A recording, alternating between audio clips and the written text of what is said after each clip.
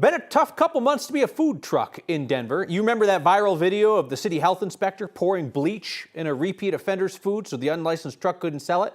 Well, now the city is telling a licensed taco truck to move out of the spot where it sat for a decade. Our Spencer Soisher's been looking into this, and Spencer, the city says it is a zoning issue with this beloved business, but you found the city had actually messed up by approving the truck's location year after year. Yeah, Tacos y Torta El Peluche on Federal has built up a strong customer base, has great reviews online. They've been licensed by the city since 2013, and they're parked in the parking lot of a law firm. Law firm told me they want them there, they don't want them gone, but the city just recently caught that it should have never let them operate there in the first place.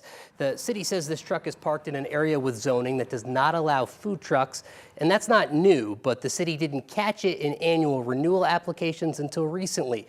In 2023, Denver redid its licensing process, moving it from in-person permitting to online, and that online app added a new question. Is this on private property? If you mark yes, it asks you to provide an address to get another temporary permit, and the law firm location is not eligible for that second permit.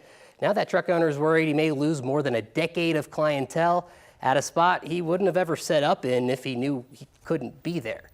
The guy that I talked to, I told him I've been here for 11, 12 years and I've never heard about this. It's like, yeah, I don't know why nobody caught this before, I'm sorry. This is what pays the bills, what pays our mortgage, our car insurance, bills. It's the whole thing.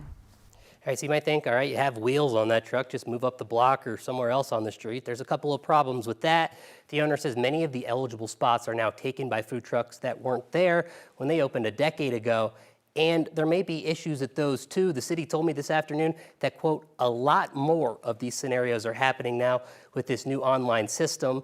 Other trucks that were approved in the past are now being told they're parked in a spot where they legally can't be either, Kyle. I mean, this is a very difficult setup, right? Because as you point out, if you want a great spot, you think you're in a legal spot, then other people get the second and third best spots, then they tell you to move.